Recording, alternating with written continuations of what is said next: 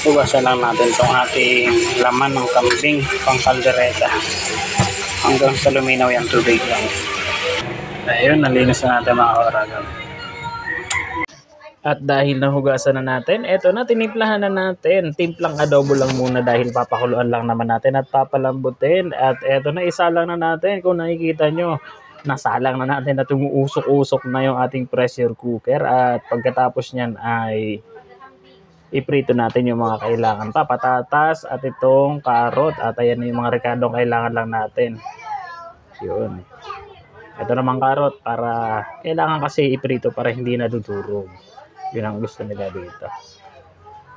At dahil luto naman na yung ating kambing, ito na yung sarsa. Ihanda lang natin yung sarsa dito. Andiyan na, nilagay na yung reno, yung liver spread. Ayan ang pinakailangan dyan. At ito ang mas nagpapasarap, yung kakanggata. Yun. Yan ang Kapampangan style, kakanggata. Yan ang nagpapasarap sa kaldereta. At hahaluin mo lang yan hanggang sa mag-combine na lahat ng mga pampalasa. At haluin lang ng haluin. At maglagay na rin ng peanut butter. Ayun. Nailipat na pala natin dito na yan sa pressure cooker. Sinari na yung sarsa niluto.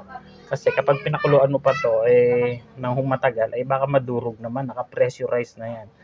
Ayan Happy Peanut, shout out baka naman. At eto na, nailagay na natin yung ating mga sangkap, yung ating patatas at carrot, maging yung bell pepper. So hintay lang na kumulo at tapos na yan.